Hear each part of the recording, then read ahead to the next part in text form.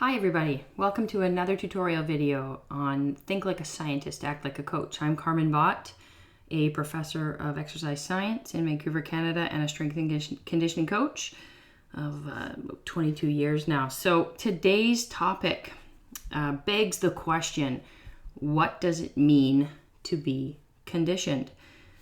So there's actually a lot we still don't know about performance and what is truly trainable. And maybe I'll start with opening with that bold statement, because a lot of people seem to have all the answers and all kinds of great ideas, which is fantastic. But right now we are definitely looking at things on a very global level when we examine how the body adapts to conditioning programs. And I think the future, and at least what the literature seems to suggest, is that the future and the research is actually going to examine the body at a more molecular level, at a biochemical level. So that's exciting. But I will talk about what we do know to this date about what it means to be conditioned. And essentially, my definition would be that being conditioned is really always about energy production. What I'm going to try to do on this little tutorial is get away from talking about energy systems and get away from defining things as aerobic or anaerobic. And that'll make more sense as we draw near the end. Now, when we talk about anaerobic versus aerobic, we're often talking about this idea of blood lactate or muscle lactate, okay, and leaking into the blood, and that's what we measure. And it gives us an idea of a balance between how much is produced, how much is cleared and recycled, but it doesn't really tell us anything about the availability or lack of availability of oxygen. So that term aerobic and that term anaerobic is a bit misleading. We also know that as exercise intensity grows really close to maximum, so we call that VO2 max, we have a sharp increase in blood lactate accumulation. So it's no longer just a linear increase, it's a sharp increase. And that we have a subsequent fatigue result. We may have all felt that before when we exceed what we call the anaerobic threshold or the lactate threshold. Essentially in world-class athletes, so athletes that can produce energy quickly and produce an abundance of it, have a lactate threshold that typically occurs around 70 to 80% of their VO2 max. In an untrained individual, that occurs much sooner at around 50 to 60% of VO2 max. So threshold is what is truly trainable. And that's my topic for today. First thing I'm going to mention or discuss is something called energy production. And when we're talking about energy, we're actually talking about something called ATP, which is a molecule. We don't need to get too much into its biochemical structure, but it's the molecule that our body uses. It's the energy currency our body uses when we need to do exercise. So forgive my animation here, but essentially we've got some factors that are related to transporting oxygen, and then we've got factors that are related to utilizing oxygen. We can't ignore the peripheral factors, and they're all listed there. Obviously, the central factors seem to be more sort of common knowledge that, our heart, for example, and our ability to oxygenate the blood in the lungs, so that's pulmonary diffusion, all relate to our ability to oxygenate the blood and then transport that oxygenated blood to the tissue. So those are called central factors. And when we train and we do conditioning type sessions, we are training the body, centrally. Peripheral factors are also very important to mention, and those are related to how well our body utilizes the oxygen that's been delivered. So if you think about it this way, the arterial system's taking blood down to the muscle tissue. The muscle goes, oh geez, I'm super hungry right now. I need to gobble up some oxygen, and I need a bunch of apparatus to do that. I need enzymes. I need some mitochondria to do that.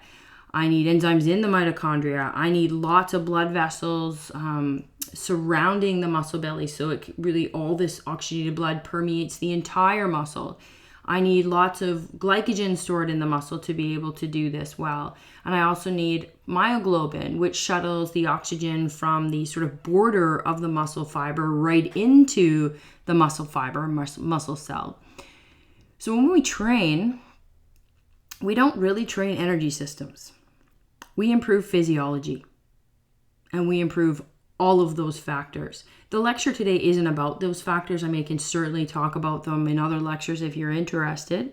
But essentially, we are looking to improve the factory where ATP is manufactured.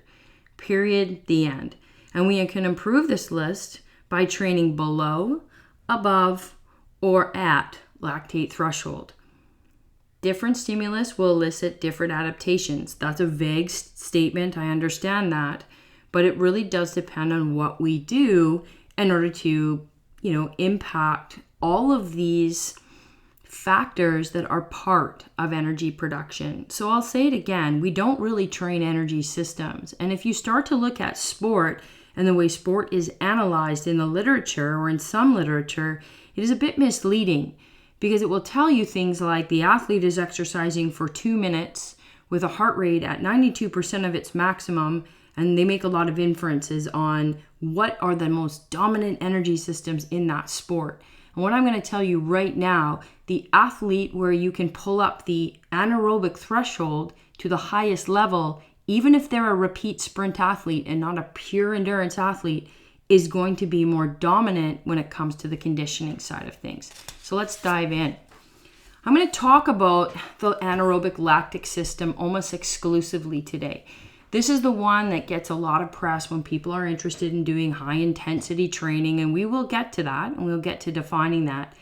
But let's look at just defining what the system is. And essentially, when we're exercising and when ATP or energy is needed to be made really fast, meaning the demands of the workload are higher than what can be met aerobically, then glycolysis, which is a system or a pathway, basically kicks in. And the phosphagen system, the ATP, CP system can kick in as well.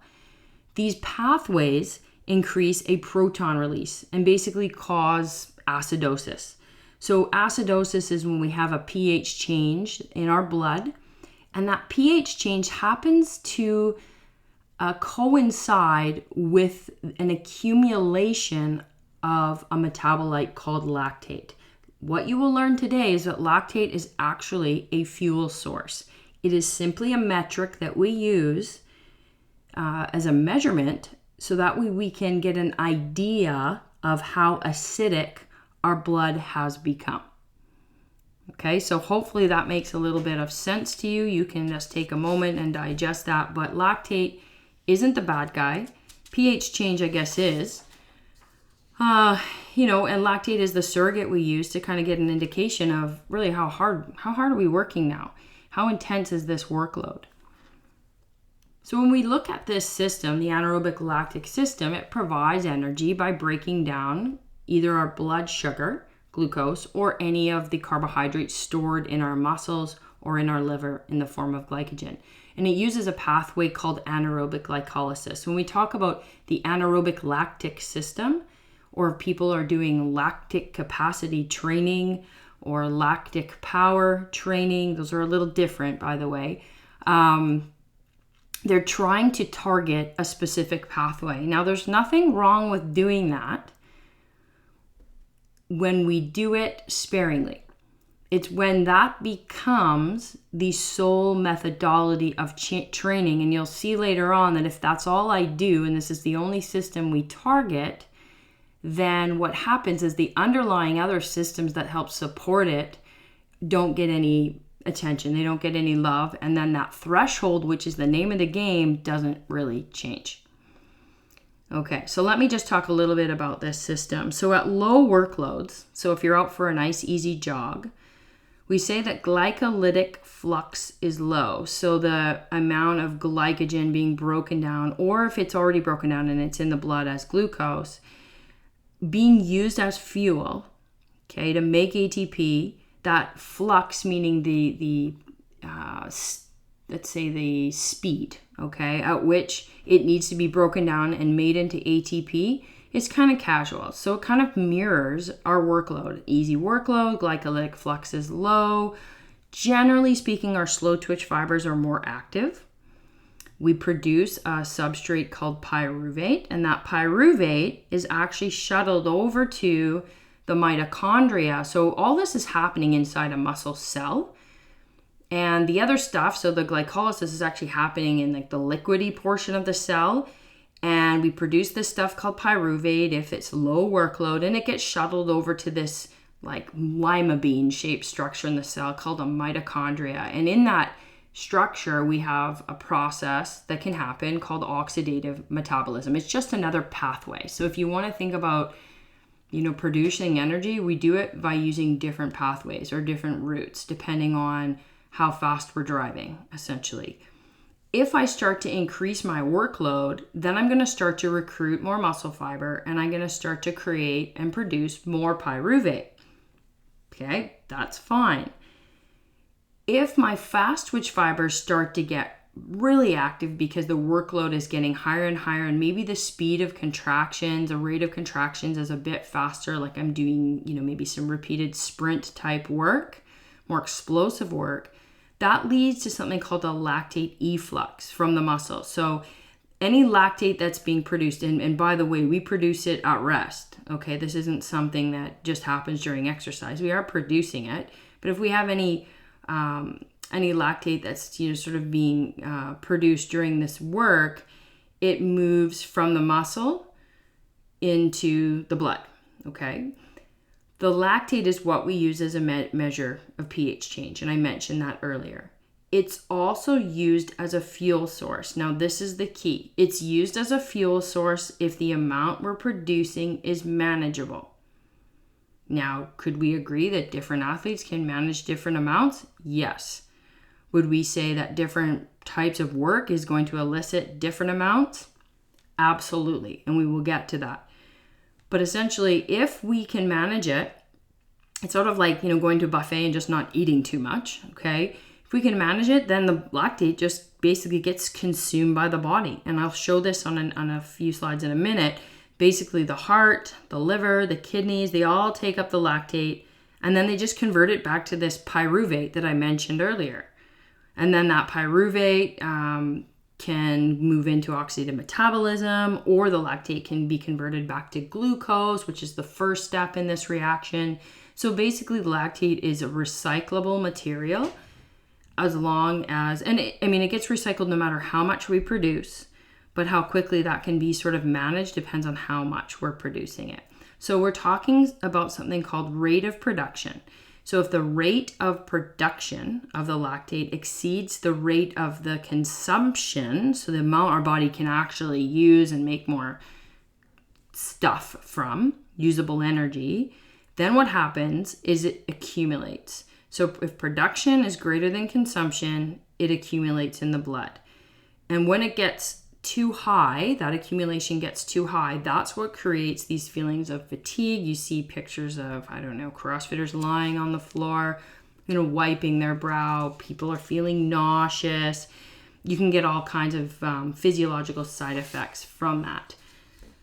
So let's just look at why we even produce lactate to begin with and what kind of the stimulus are behind that. So as I mentioned, lactic acid is produced. I might say lactic acid, but I mean lactic acid or lactate. Let's just call it the same thing. It's produced in muscle cells where something called NAD with a hydrogen ion attached to it, and hydrogen ions are formed in glycolysis. So these are kind of like the acidic things that are formed during that glycolysis. Essentially, we produce it because we produce this NAD and we produce these hydrogen ions, and then they get oxidized to something called NAD with a plus sign.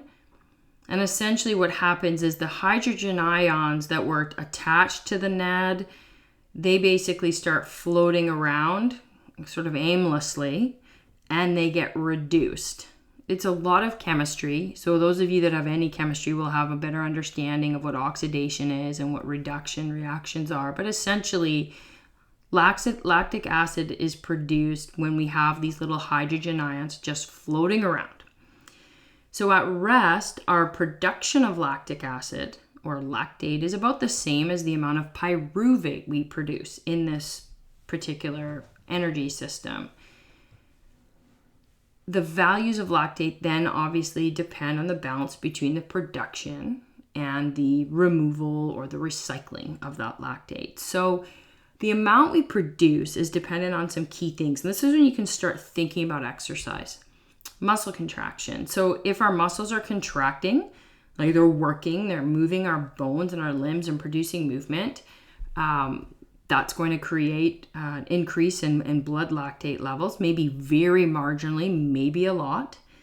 Enzyme activities also affect the amount that's produced, particularly an enzyme called LDH, which is lactate dehydrogenase. And what it does is it converts pyruvate and this NADH to the hydrogen and lactate. So it's like a converter.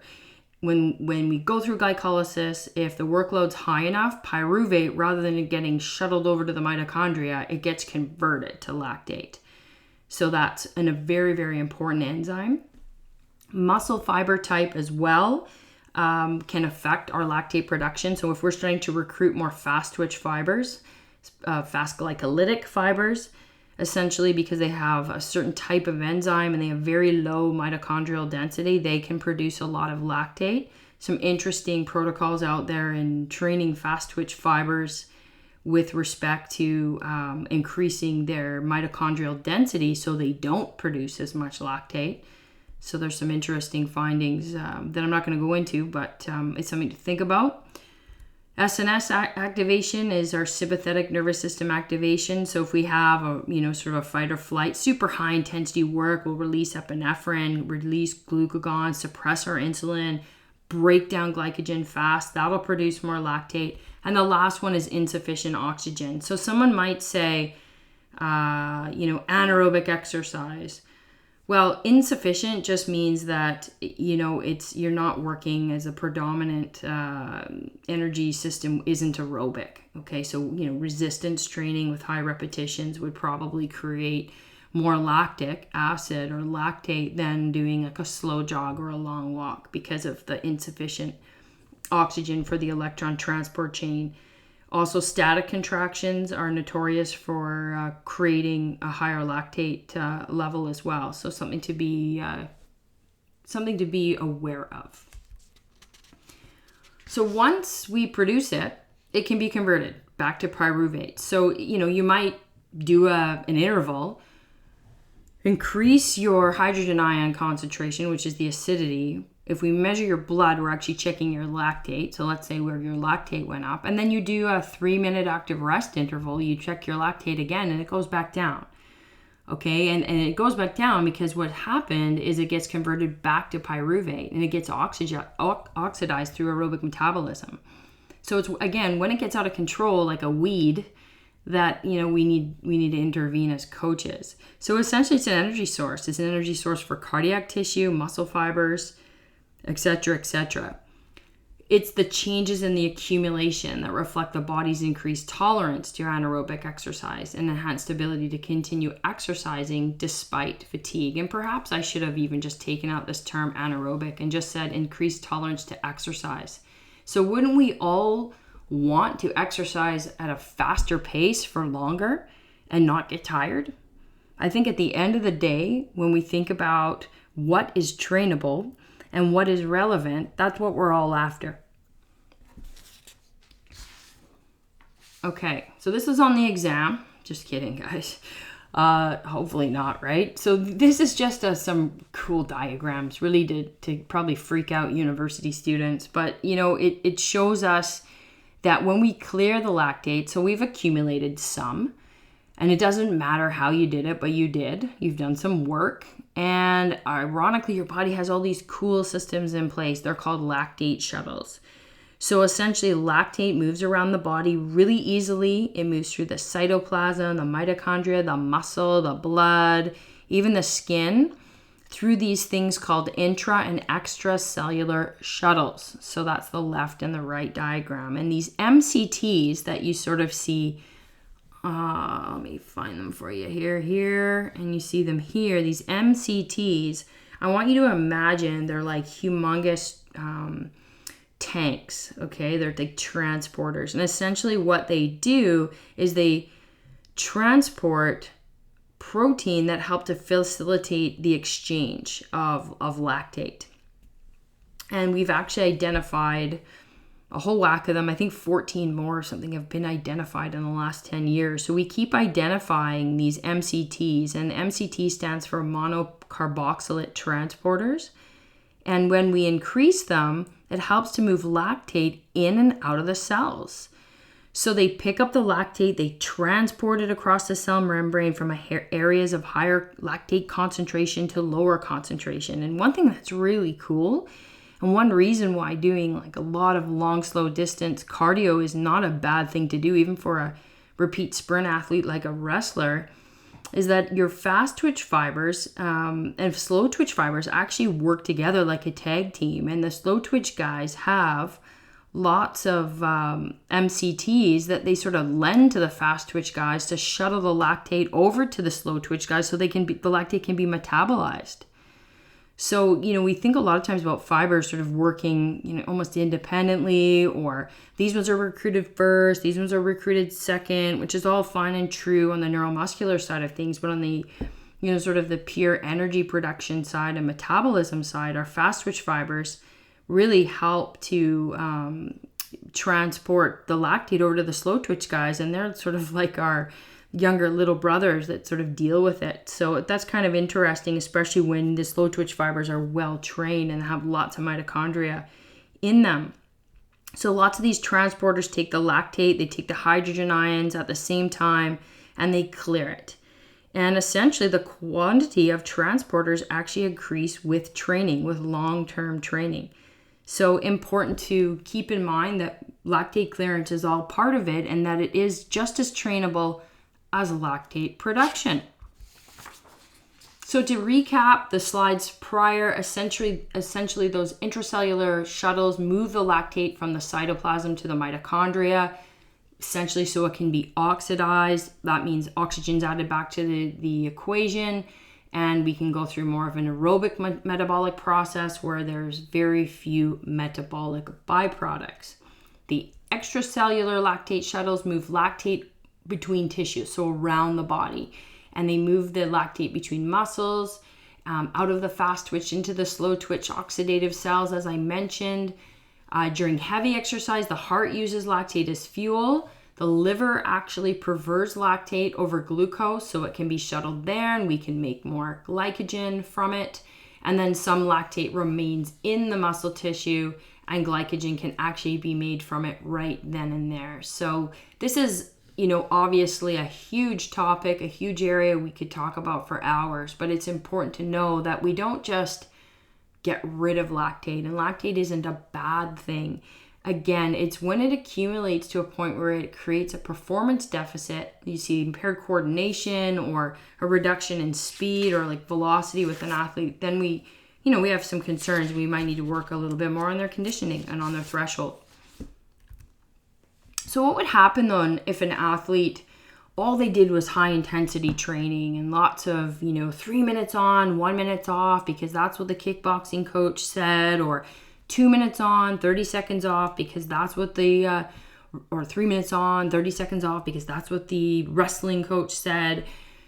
You did that all the time. And I'm not saying that's how those athletes train. And in fact, some of the best in the world don't train that way. I've had the privilege of working with, Julia Budd, who's a 145-pound Bellator world champion. And she had a phenomenal foundation of cardiovascular work. Danielle Lapidge, who's one of our Canadian wrestlers, same thing, phenomenal engine. So it's not, necessarily at the highest levels how athletes are training, but I think at some of the more recreational levels and perhaps at the amateur levels, athletes may not have quite an idea on how to develop themselves. And we start analyzing sport and we just look at the match specific energy requirements. It neglects a lot of other factors. So let's look at a few things. So when athletes rely on this system, meaning it is more trained than, there's a typo, everybody, than the aerobic system, they have a higher total accumulation of lactate.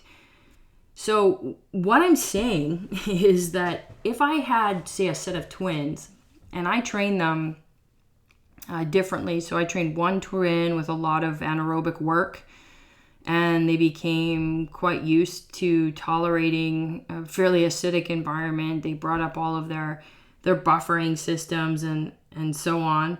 And then their twin did a little bit of that, maybe 10-20% of that, plus a lot more aerobic power work and good, old-fashioned muscle endurance training and some long, slow runs. And we had them do exactly the same bout of work. So maybe some repeated Wingates or something awful that really, really drives up their lactate levels. And we did blood tests. What we might find is the athlete that actually did less anaerobic work and more aerobic work would have a lower lactate reading.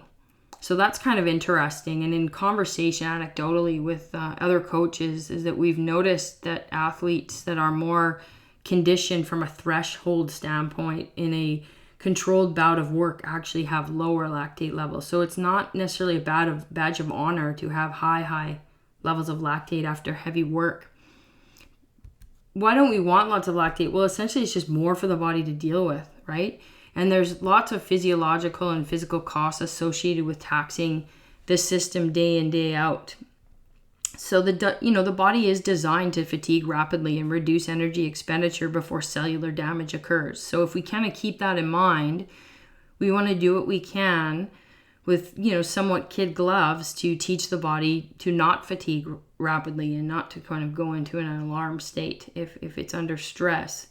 So if we do, lots of high anaerobic energy production type training, then what we might see is that we have less maximum power because we actually have lower anaerobic speed reserves. So that's something kind of interesting. And even though the high intensity work is useful in small doses, it shouldn't be the backbone of a training program. And what should be the backbone is developing a higher lactate threshold through specific protocols and specific stimulus. So, athletes with high anaerobic production may produce a lot of power, but they may also fatigue the fastest as well. So in sports where that matters, that might be something to look at. So let's imagine you do have an athlete that you're taking on and they are, they're used to doing a lot of heavy work all the time with very little recovery. And what do you say to them? How do you educate them? Oh, well, let's talk about then what happens sort of at an acute level. So acute means sudden. So you've put yourself through a really, really high intensity workout with very little recovery. Lactate levels are very, very high. And we'll look at what that means in a minute. But essentially what I can guarantee out of the literature is that glycogen will be depleted.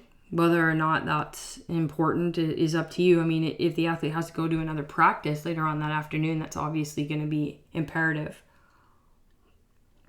There's going to be metabolite accumulation in the muscle that's going to take hours to recover. There's going to be some acute neuromuscular load.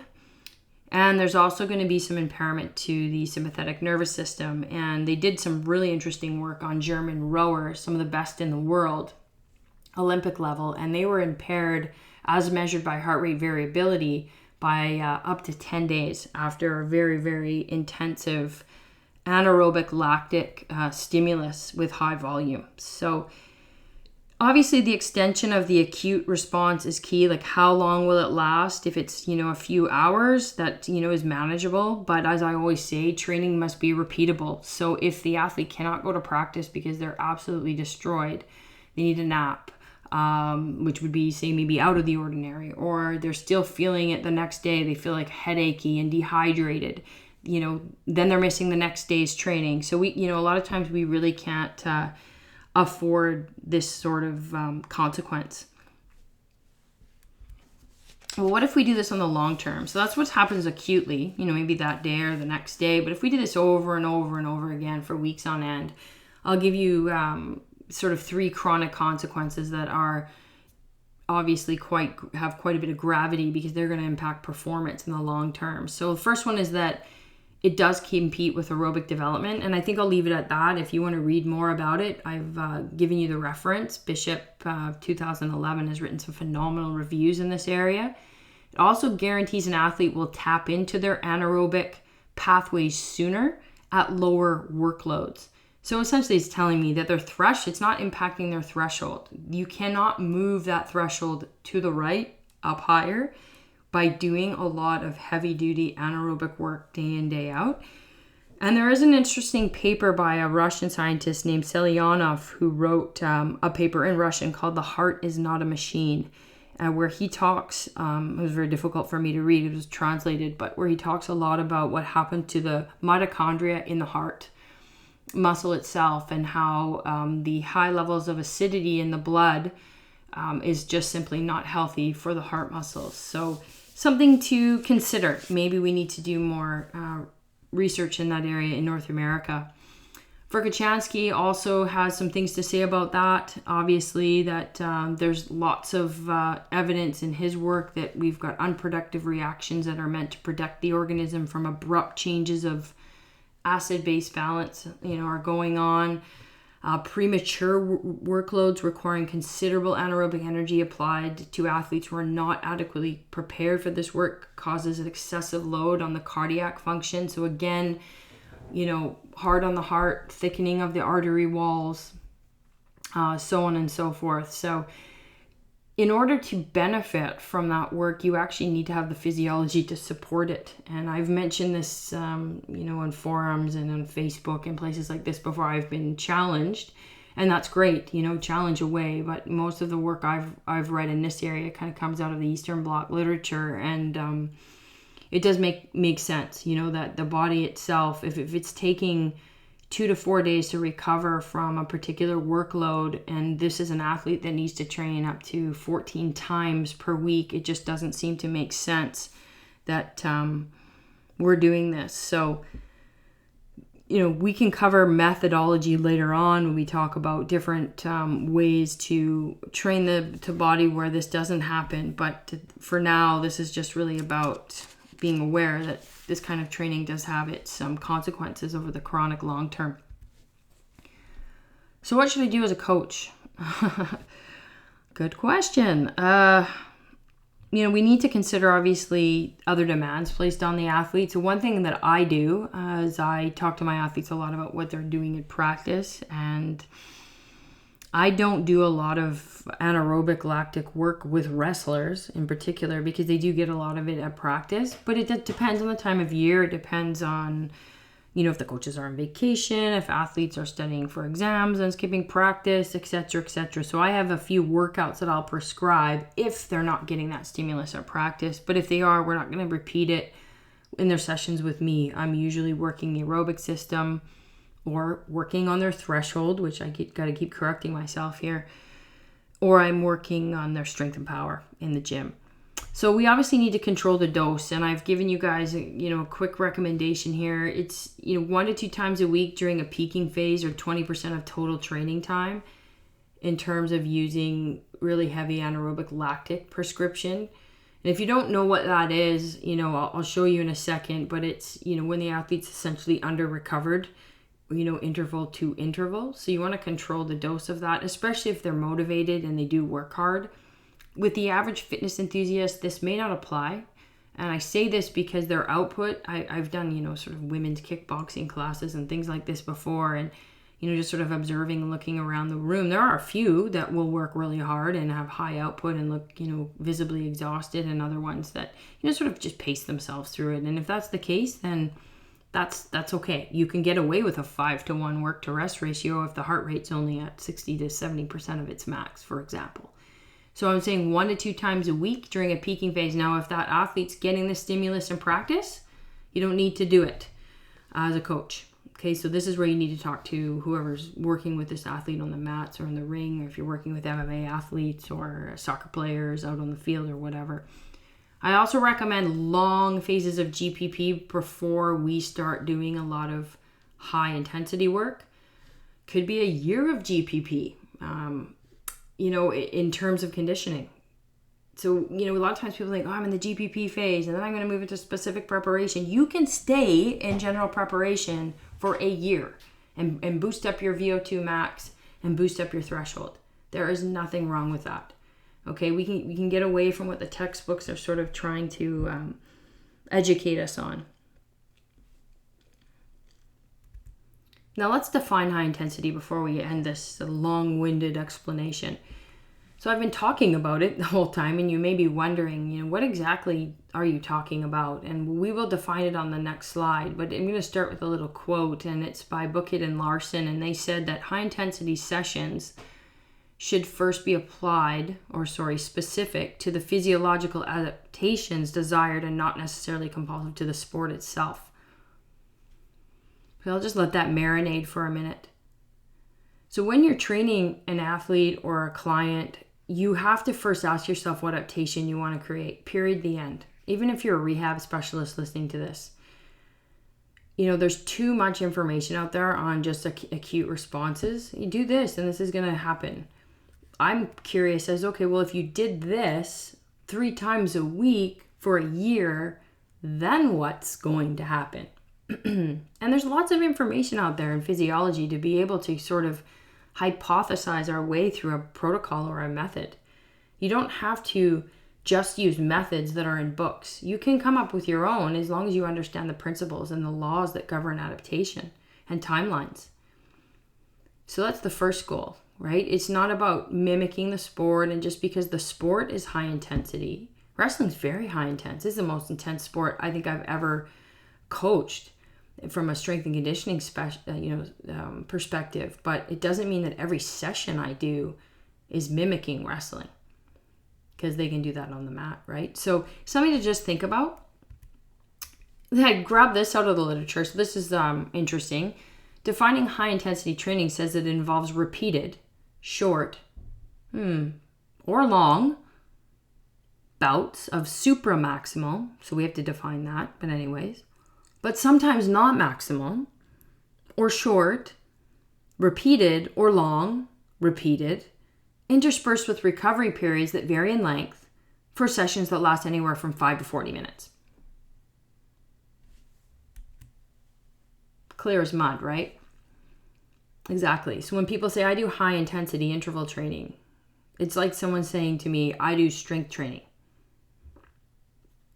So what exactly do you do? And then I want to see it, right? You really can't get a good picture of anything until you see it, you experience it, you put somebody through it, you put yourself through it, you start measuring things, you start observing things. So we can't really define it by using work to rest, can we? Well, what can we do? Well, generally speaking, the longer the work at near maximal efforts, the higher the blood lactate. We probably all agree on that. If that was your only test question on this particular tutorial, I bet 100% of you would get the answer right. It makes sense.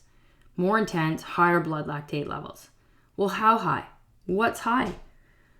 Well, thankfully, scientists have looked at this. So what they did, and Bucket and Larson wrote a great review in this area just in 2013, and they said, well, if the person's doing a 1-to-1 work to recovery, blood lactate levels are around 4.8. Now, how many of you know what a resting lactate level is? If you don't, it's between usually 1 and 2 millimoles per liter.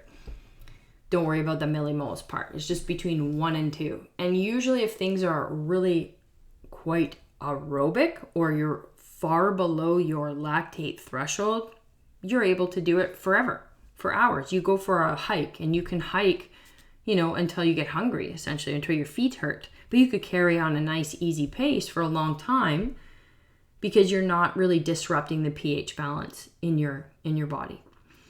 So 1-to-1 work to recovery usually produces about a 4.8 level. So it goes up, but it's not that high. 4.8 is probably around most people's, well, I don't want to say, but around a threshold. As soon as we flip it and we change it to 2-to-1, it doubles. So I think that's the important point.